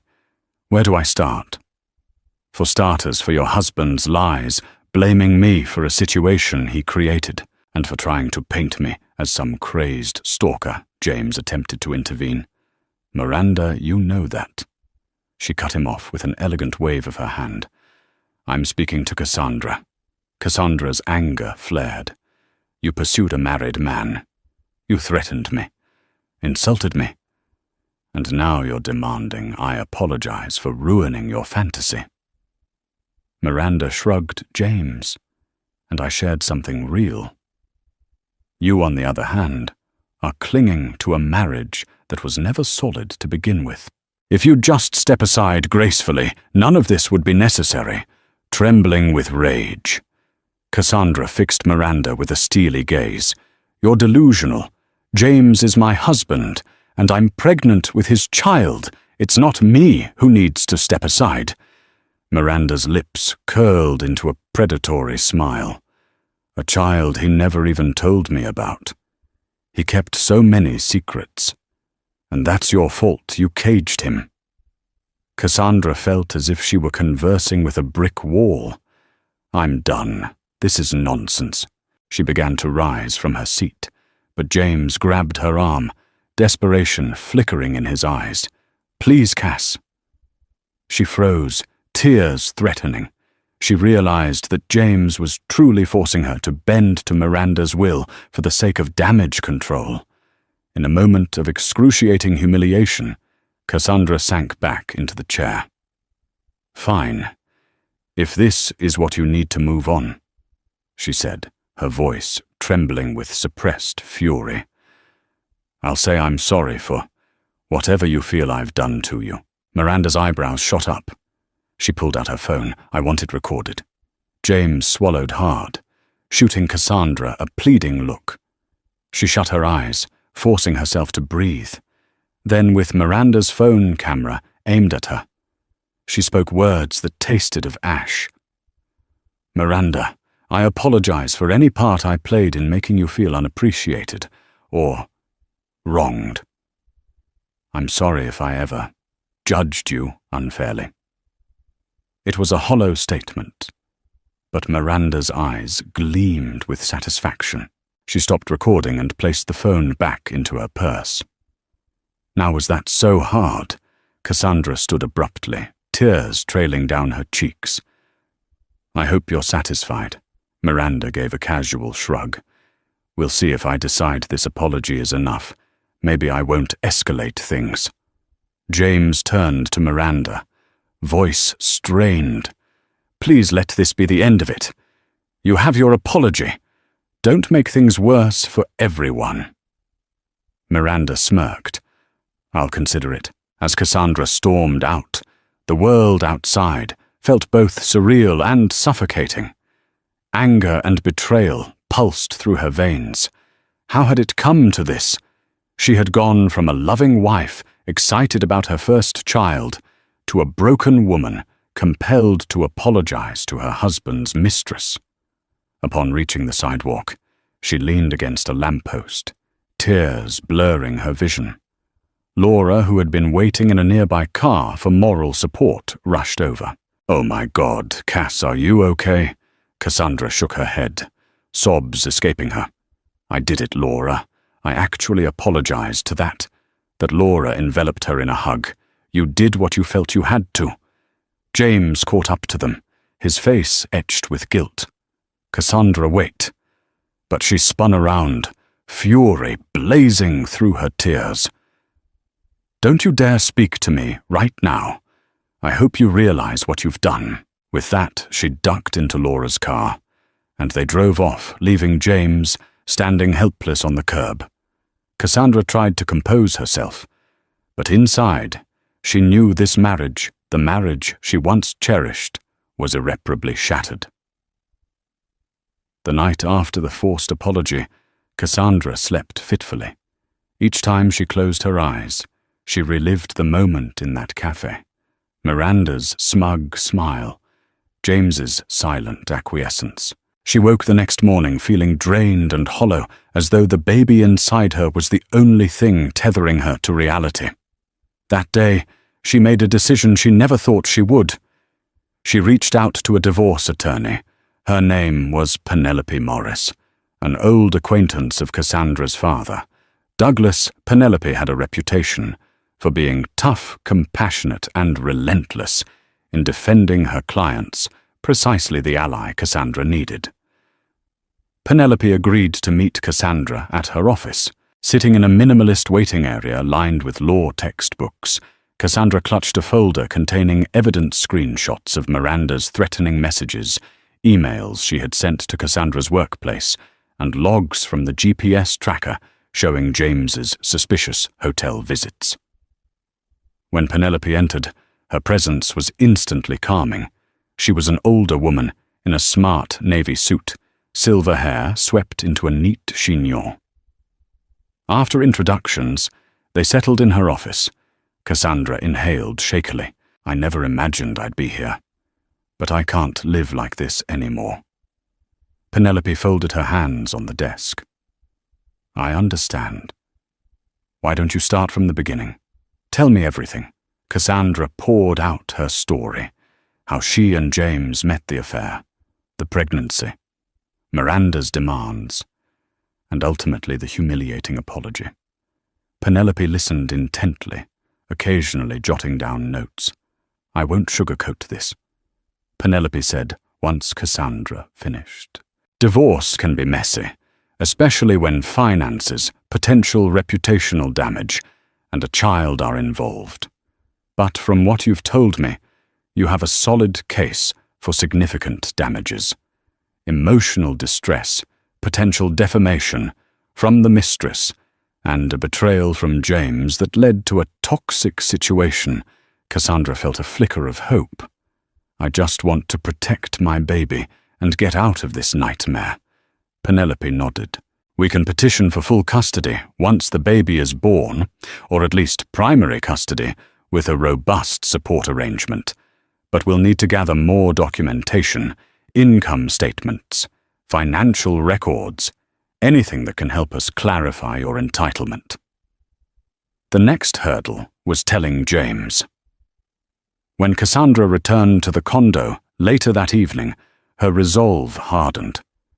She found James in the living room, fiddling with his phone. He looked up, relief washing over his features. "Where were you?" "I've been worried." She placed her bag down calmly. "I went to see a lawyer." "James."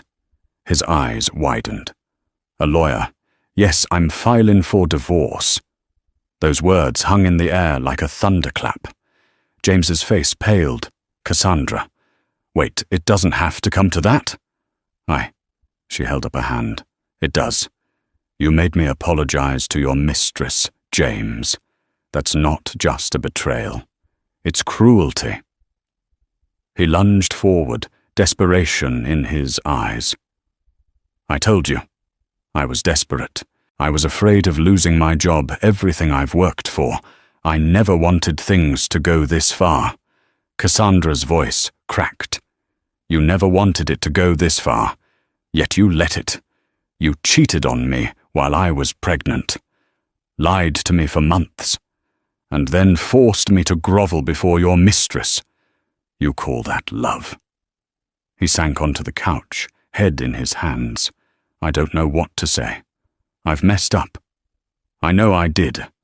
I'll do anything to fix this." Her jaw clenched. "It's too late. I need to put myself and this baby first." She turned to leave. James scrambled up, following her into the bedroom. "Cass, please. We can go to counseling. I'll quit my job if that's what it takes." Her throat tightened. For a brief, fleeting second, she recalled the good times, the shared dreams, the laughter, the love that once shimmered between them. But the memory of Miranda's triumphant smirk and James's willingness to degrade her overpowered any nostalgic longing.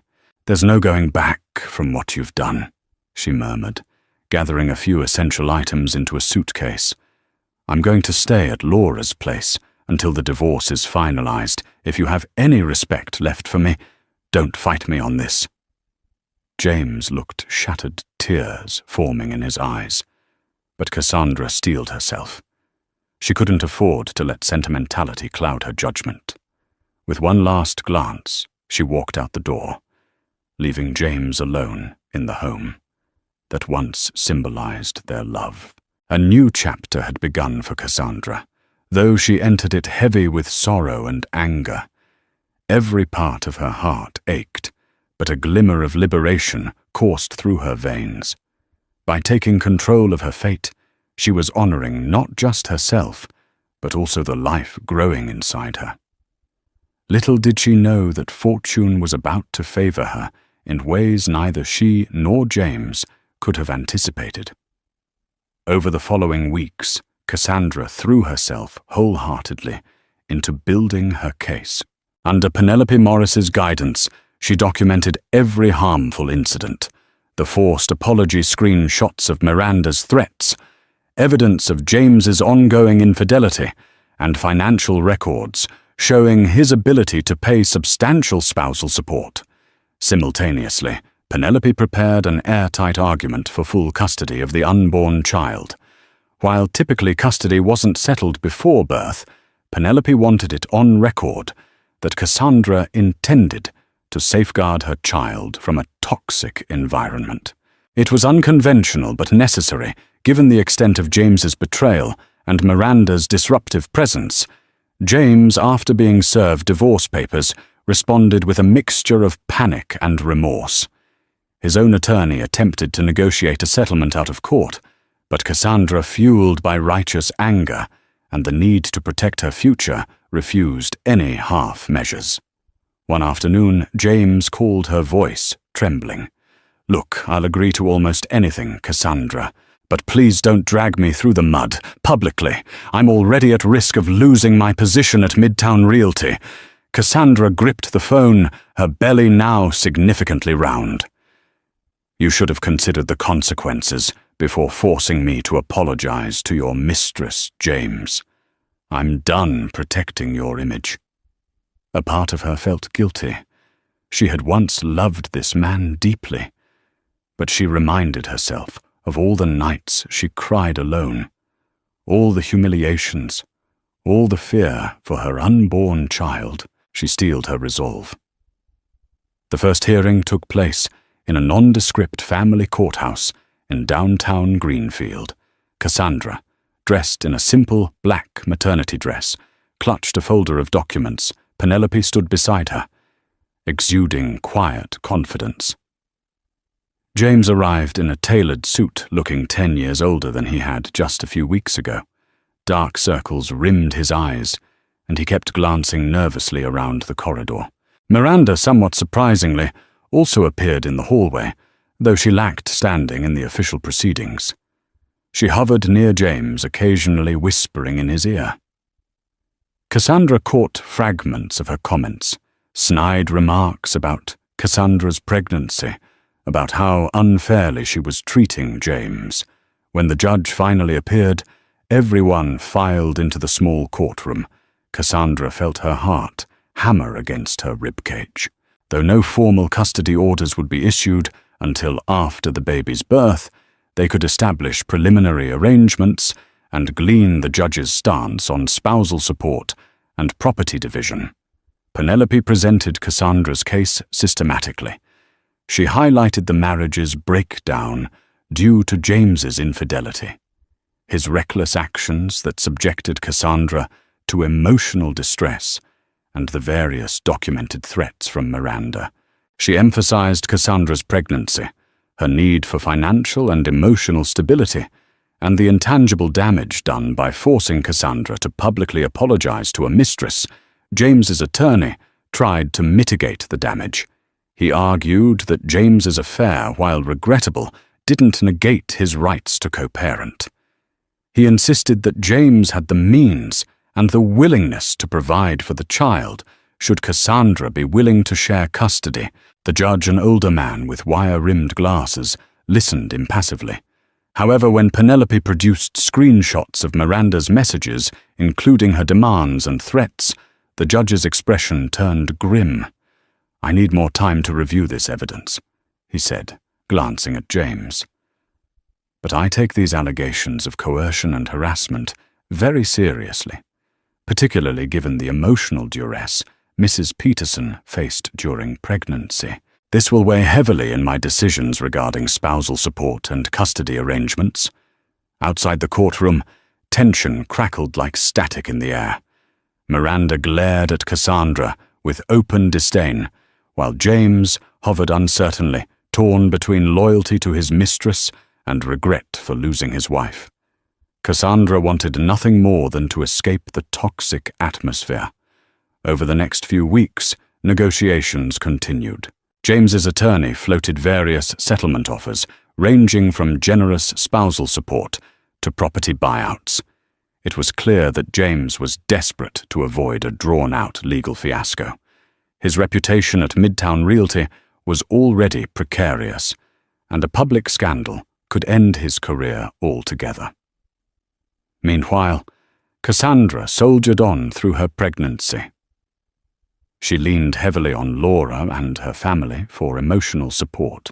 Douglas and Eleanor Evans, her parents, visited from Willow Grove, offering encouragement and practical help in setting up a nursery wherever she might eventually settle.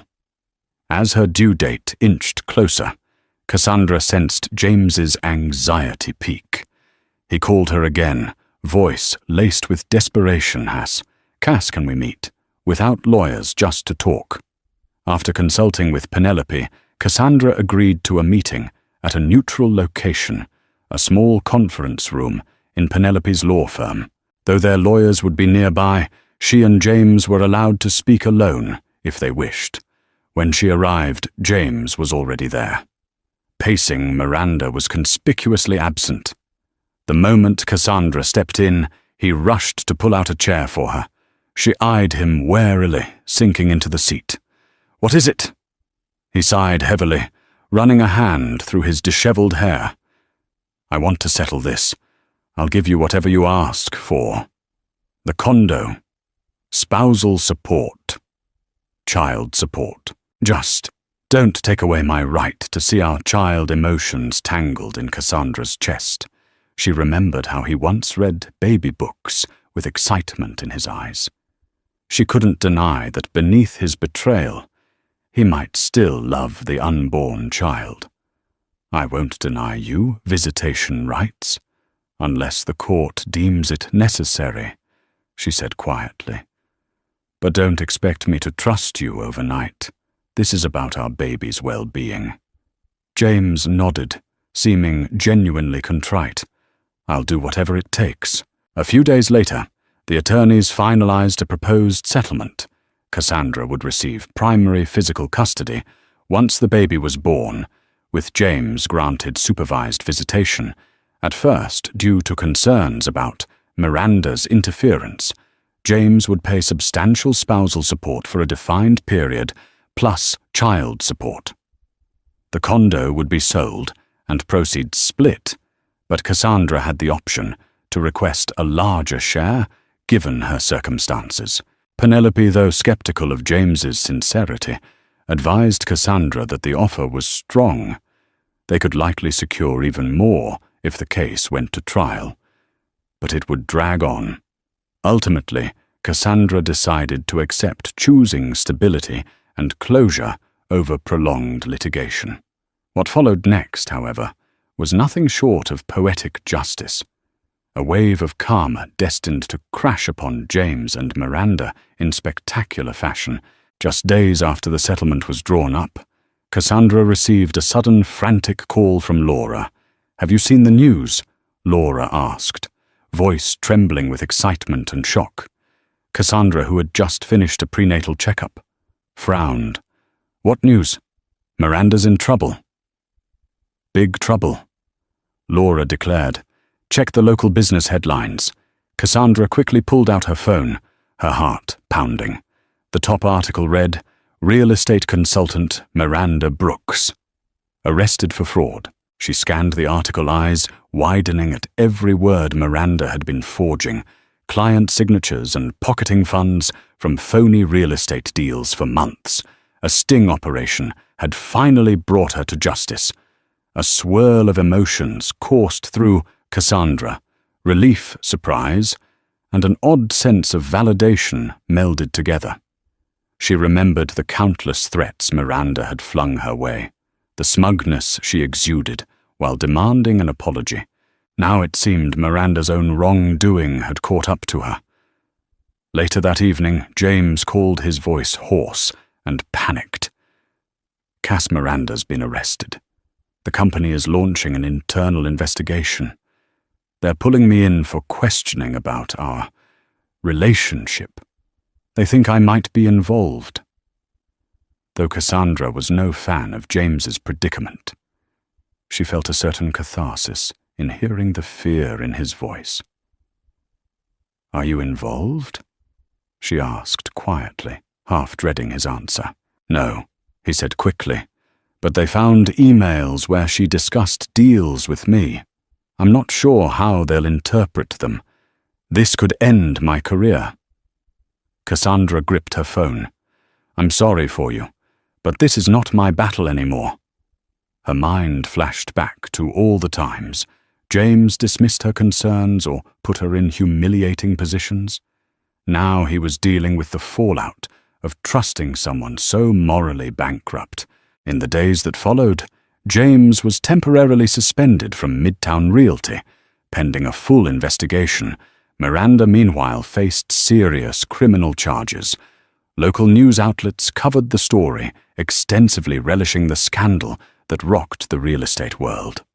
As for Cassandra, she focused on her health and well-being, letting Penelope handle any residual legal matters. The baby's due date was fast approaching, and she found solace in the unwavering support of her family and friends. When Cassandra finally went into labor nearly 3 weeks ahead of schedule, she rushed to Greenfield Hospital, her parents and Laura by her side. Amid contractions and the flurry of nurses, she couldn't help but wonder if James would show up. He did. Disheveled pale, and clearly stressed, he arrived in the waiting room, only to find Laura glaring at him. "Don't you dare cause her any stress right now," Laura warned. James nodded, his eyes filled with desperation. "I'm just here to see my child." After an arduous 15-hour labor, Cassandra gave birth to a healthy baby girl. Tears of joy replaced the months of sorrow as she held the tiny infant in her arms. She named her Sophia, Grace Evans, choosing to give her child Cassandra's maiden name for the time being, an act symbolic of her independence from James. James, permitted by Cassandra, entered the room briefly to meet his daughter. Tears filled his eyes as he cradled Sophia, dwarfed by blankets. Cassandra watched from the hospital bed, emotions warring within her. She saw the genuine love in his eyes for his child, but she couldn't ignore the pain he had inflicted. Once Sophia was stable and Cassandra was resting, James pulled up a chair, hesitant. "She's beautiful," he whispered, voice thick with emotion. You did amazing. Cass. Cassandra offered a small nod, exhaustion evident on her face. She is beautiful. She's the one good thing to come out of all this. He stared at the floor. I just want you to know. I'm sorry, so sorry. For everything. She didn't respond. What was there to say? She couldn't rewrite the past, nor could she absolve him of the choices he made. But for Sophia's sake, she hoped they could at least reach a place of civil coexistence. Not long after James faced further fallout at Midtown Realty, though the internal investigation cleared him of direct involvement in Miranda's fraud, his superiors viewed his relationship with her as a liability. They offered him a severance package to quietly resign. James's professional reputation took a devastating hit, making it difficult to secure another high-level position in the same industry. Cassandra, on the other hand, found a new momentum in her career. As her story quietly circulated through her network, she received an offer from a reputable online publication seeking a content editor. Her experiences lent her a deeper empathy, a newfound resilience that came through in her work a few months later. At the final divorce hearing, the judge reviewed the updated circumstances. James had lost his high-paying job, but he still owed Cassandra the settlement, agreed upon spousal support, child support, and a share of the condo's proceeds. With Miranda's crimes and her humiliating demands now public record, the judge showed little sympathy for James. Cassandra walked out of that courtroom with full legal custody of Sophia, generous financial compensation, and the knowledge that she had stood up for herself, despite all odds. James, meanwhile, was left to pick up the pieces of his shattered ambitions. Gone were the days of unbridled career success. Gone was the image of a perfect marriage. He had reaped the consequences of his choices. The sweet note of karma played in Cassandra's ears as she stepped into the sunlight with her lawyer at her side, baby Sophia safe with her grandparents. She inhaled deeply, an overwhelming sense of relief and triumph washing over her. Though her heart still bore the scars of betrayal, Cassandra was free from the secrets, the lies, and the toxic demands of a mistress with a twisted agenda. She had faced hell and walked out with her dignity, her future and her child's security intact. Cassandra's journey isn't just a story of betrayal, but a testament to the strength we discover when life hits us hardest. She endured the shock of infidelity, the humiliation of a forced apology, and the heartbreak of leaving the man she once loved. Yet through faith in herself and the love for her child, she claimed a better life, one marked by independence, healing, and a heart wide open to hope.